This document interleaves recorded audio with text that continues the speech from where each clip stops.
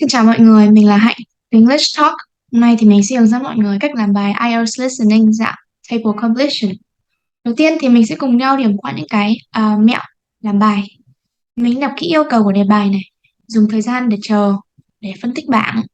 Mình nên gạch chân các từ chuyên ngành hoặc là các từ khóa mà có thể có từ đồng nghĩa.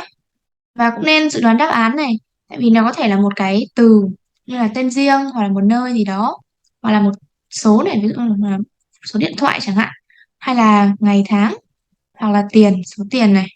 Và mình nên chú ý các từ đánh lạc hướng như là sorry này, but hoặc là however. Thì bây giờ chúng mình sẽ cùng nhau làm thử một bài nhé.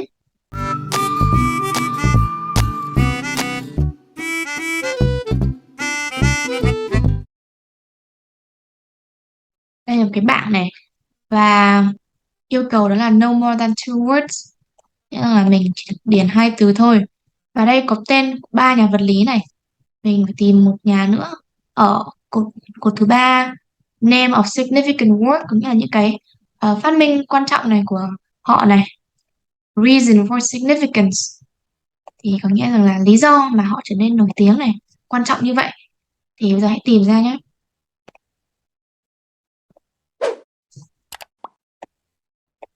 Now, listen carefully and answer the following questions. What did you think about the lecture, David? I thought it was rather interesting. I liked the way it examined the personalities as well as the achievements of the three great physicists of history. It was also interesting in the way it highlighted that all of them had traits in common, despite being removed by centuries. What did you think, Stephen? I thought, for their times, all three scientists were quite revolutionary. Also, I found it quite funny how Galileo, the Italian physicist, in his great work, what was it called? It's usually abbreviated to two systems. Yeah, in the two systems. Bạn đã nghe được chưa? Vừa rồi thì là câu đầu tiên là cái tên của cái phát minh quan trọng của nhà vật lý Galileo. Mình hãy nhìn vào transcript này. In his great work thì có nghĩa rằng là một cái phát minh quan trọng này. And what was it called này? Thì David bảo nó called là two systems. Vậy nên đáp án có đúng của chúng mình. Tên của nó chính là two systems. Đây chính là một đáp án đúng.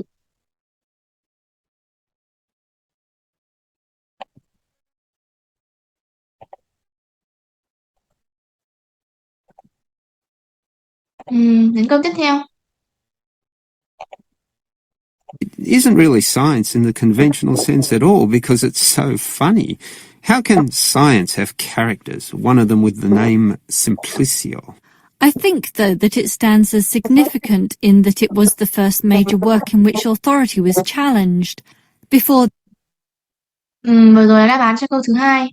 Thì họ có hỏi rằng là tại sao cái phát minh này nó lại quan trọng. Và cái đáp án này chống lại cái gì đó, the authority. Nếu mình nhìn vào transcript này, thì nó là first major work in which authority was challenged. Nghĩa rằng là nó là một cái phát minh quan trọng. Tại vì sao? Tại vì đó là lần đầu tiên mà nó thách thức những cái gì nó đã xảy ra trước đó, thách thức những cái gì đó lớn hơn thì sẽ là the challenged the authority. Vậy nên challenge là đúng của chúng mình. Câu thứ ba. That the church and the state and royalty all held absolute authority over the thinking of the times, but Galileo was brave enough to challenge this by putting forward scientific truth. It simply started everything.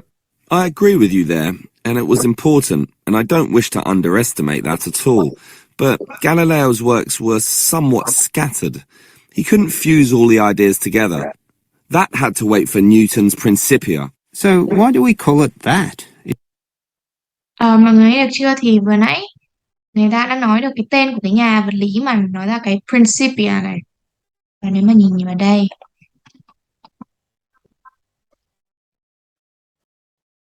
và David đã nói rằng là wait for Newton's Principia. Vậy thì cái nhà vật lý này chính là Newton, người mà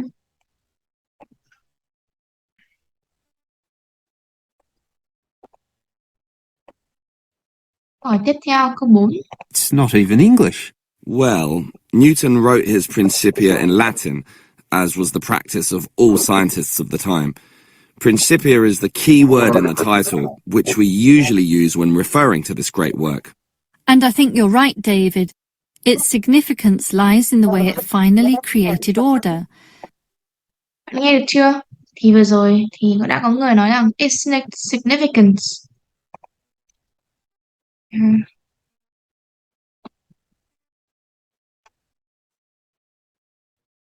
lies in the way này. Có nghĩa là cái quan trọng của nó thì nó ở trong cái cách mà nó finally created order. Nên nó quan trọng tại vì là nó tạo ra một cái trật tự cố định. Created order. Vậy đáp án đúng của chúng mình sẽ là created order.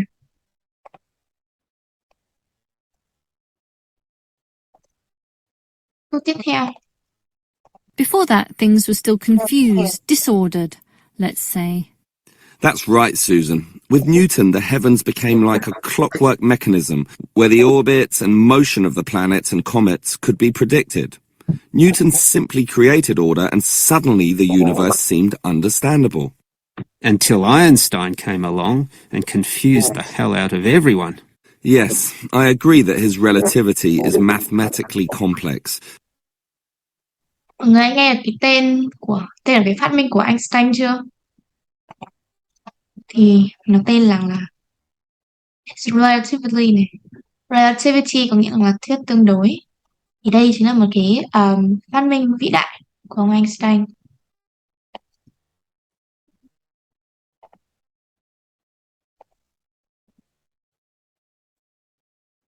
Câu hỏi cuối cùng. But once you conquer this, it is remarkably straightforward. Why did he call it relativity anyway? Because every motion is relative to the motion of other bodies, hence relativity. I suppose it's a logical name when you think about it. Yes, and the significance of the theory lay in the way it explained gravity. Prior to that, gravitational motion or action at a distance was just assumed to happen, but nobody quite knew why. Einstein was successful in providing a theory which explained this, and that theory has lasted to the present day. That makes it quite an accomplishment. I think we'd have to agree that all three scientists accomplished much in their own way.